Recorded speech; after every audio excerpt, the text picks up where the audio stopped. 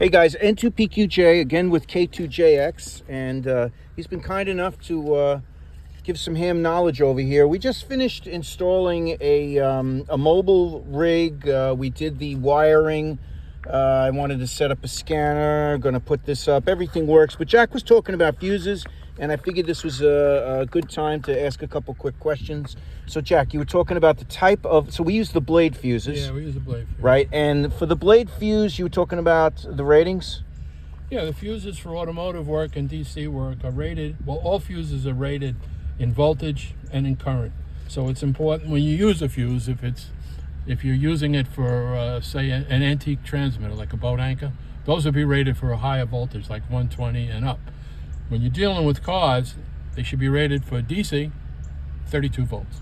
32 volts. Yep. So when you're buying the blade fuse, Yep. for a car, for your mobile installations, make sure they're 32 volts. Yeah, right. And then whatever the amps are, it should add up to whatever the panel you're using, right? So if you're going to use a block that's 40 amp, you should have no more than 40 amps worth of fuses in there, ideally less, Yeah, correct? well, if you put the block up for 40 amps, then everything below that should be less than that. Correct. Unless you've got something else that's running on 40 amps, like a power transmitter, high power transmitter. Got it. But normally you would go less. You put 40 would feed it, which for this kind of stuff, 40 is kind of high. We just set yours up for 20. For 20, for right. everything. And actually, if it was my installation, I would even go with a 15 if that held in. Right. Because that gives you a little bit of a measure of protection. Right. So Okay. you want it as low as Yeah, possible so right. that it'll protect the equipment. Yeah, exactly.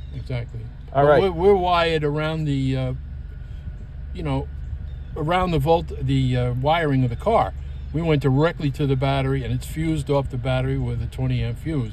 So any You are problems, listening to the Huntington, 1 second. Long Island. any problems that you would have, this is a brand new vehicle. It's not going to affect your wiring in your vehicle, which is really the way to do it. Got it. And one other thing I wanted to say, this is a Ford Bronco. It's a 2024, and when you look in the manual, it does say that you can put a transmitting antenna, but its optimum location, according to the dealer, is rearmost, centermost. Yeah. So I guess it keeps the RF as far away from the engine compartment as possible. You want it spaced out. You Right. know, stay away. You know, most of these new cars, when the first generations came out, when I worked for the police department, the radios got interference from the computers and everything in the car, but that's all been pretty much eliminated. So, but yeah, they want to keep the RF as far away from the engine control and also the body control modules. They control everything in the car and the engine.